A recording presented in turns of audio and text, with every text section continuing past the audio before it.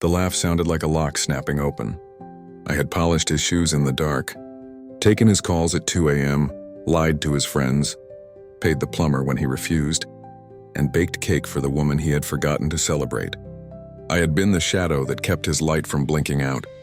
And yet one evening, from the doorway of a restaurant I thought held only the taste of a memory, I heard him laugh while telling a joke. I'd taught him 2 years earlier a joke now aimed at someone else. In that laugh was a verdict. All my invisible labor, all the secrets I kept were now disposable.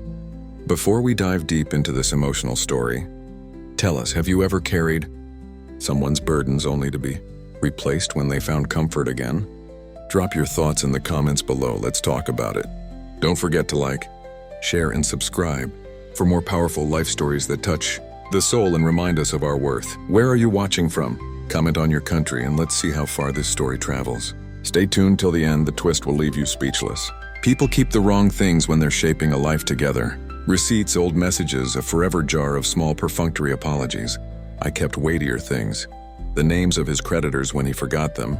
The password to his first email. The exact way his mother liked her tea. I had become an archive for him. Necessary, consulted, unseen. You only notice an archive when something is gone. We met the way people meet when they need shelter. An urgent, temporary reprieve from their respective storms. He was bright and reckless. I was steady and exhausted. He brought ideas. I brought the patience to finish them. In that imbalance, we built a fragile city for us. I was the foundation. He called me at strange hours for reasons that made my heart sink with concern and my instincts sharpen into problem solving. He called me to confess a mistake and to ask me to invent a way out. I learned to map his tangles and undo them without fanfare. I took his shame and washed it of its sharpness. He never saw the cost.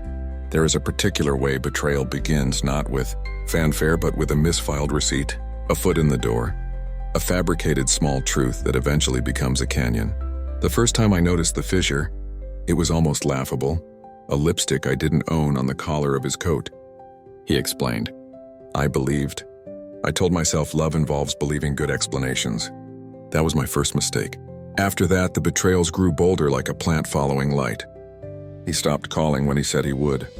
He began to arrive home with that carefully disheveled expression that meant someone else had been laughing at his stories first. I filled the spaces he left. I comforted him, made excuses when he canceled, rearranged my plans to fit his new rhythms. I told myself it was temporary. I told myself I didn't want to be the person who counted hours and grievances. I carried his burdens the way people carry groceries home from the store. Automatically, because you are already holding them when the decision is made.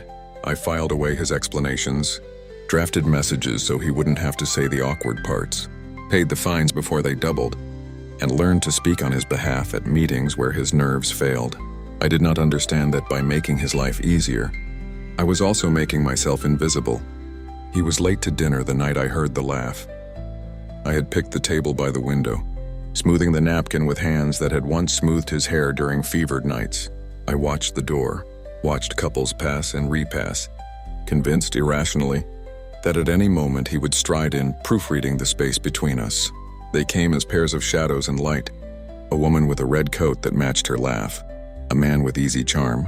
She sat across from him with a familiarity that felt like a hand on the small of his back. Her presence rearranged the oxygen in the room.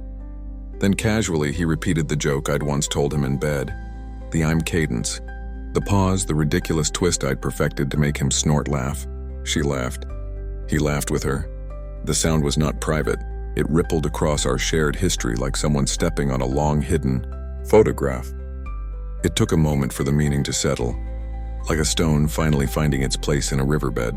That laugh was not a small thing. It was an index. She knew what I once had taught him. She occupied the corner of his life I had carved with patience and compromise. The thought of being replaced hurt less than the realization that what I had given him could be taught to someone else and given back to him as novelty. Anger is a ledger. For days I went through ours, what I had given and what I had been given. I wrote lists on the backs of envelopes, then burned the envelopes to keep myself from reading them again. I counted favors and found that the balance sheet had always been in my favor. Favors without repayment, explanations that covered more than facts, quiet financial rescues that left no thank you note. But the ledger also showed other things, the small, luminous moments that don't come on invoices. The nights he fell asleep in my lap because the deadline had taken his breath. The times I sat on the stairs holding his hand while he reshuffled the puzzle of his life. Those moments were also mine. The fact that someone else could sit cross-legged and tell his foibles and make him laugh like he was a new toy did not erase them. I confronted him that week with a document of my own making. Questions, not accusations. He fumbled with words like loose buttons. He said in that artful way of men who mean to be kind, that things had changed, that a different season had come. He promised it was nothing. I let him promise because we often let people promise when our ears wish to hear them. People like to think replacement is a single person sliding into a space. Usually it's a process of erosion. I watched it happen in small transactions. A new phrase he used, a new dish he liked, the way he began to mention weekends in a future that did not include me. She was not just someone with a red coat. She was a movement, a slow re-education of his affections. He started to rely on her for things I had always done, reminders about his appointments, the gentle provocation when he needed to return a call, the careful praise that made his ego purr. The replacement sat with him at conferences and took notes in a pen that wasn't mine. She laughed at the same stories I had once taught him, but in her laugh there was release. I had been a corset, a pressure that made him presentable to the world. She was a soft-fitting sweater he could forget and still feel good in. At night I would stand at the window and see their light leak into the street below. I would imagine them walking away, hand in hand, into a life that had room for new jokes and new rituals. The image hurt, but it was also oddly precise. I had been part of him. He was rearranging his parts. You rarely account for how much of yourself you've invested until it's being handed back in change. I began to catalog the costs of carrying him. The missed interviews I rescheduled because he had a meltdown. The savings I diverted to cover a bad investment he insisted on. The friendships I paused because he needed me. When I tallied it, the number was not just monetary, it was time. Reputation, slivers of self. Anger, when properly fed, becomes strategy. I did not lash out. I did not destroy him. I learned his rhythms instead. If he thought I would crumble, he misread me. What he did not know was that I had been preparing for the day I needed my strength. Carrying his burdens had taught me endurance. Covering his mistakes had taught me how to make a map of damage and trace its root. So I planned not to punish, but to protect myself. I rewrote my life into a ledger that served me. I renegotiated contracts, reclaimed time, learned to say no without the old apology tied to it. If he noticed, he mocked my prudence. If he asked why I was different, I would say I had been tired and now I was rested. That was not entirely untrue. It was late and the city was a slow animal breathing out its lights. I walked into his living room with a stack of papers and a calm I didn't fully feel. He was reading, "The Woman Absent Tonight," proof that life oscillates and that absence can be as telling as presence. I did not shout. I placed the papers on his coffee table, documents that showed where we'd been. The debts I'd paid, the favors he had taken as his right. I did not expect him to be grateful. I expected him to be surprised that I could translate affection into numbers. He looked at the papers and then at me. For a moment he seemed to see me as I had always wished to be seen. Not a fixture, but a person with edges and color and claims. His mouth moved. He tried to stitch the conversation into something familiar. Apologies, explanations, a promise he had mapped before. I stopped him. There is an economy of apologies when they've been administered like a daily ration. I told him the simplest thing. I loved you, and I chose to make your life possible. That does not mean you get to give that away. My voice was not loud. Loudness belongs to those who need to be heard. This was not one of those times.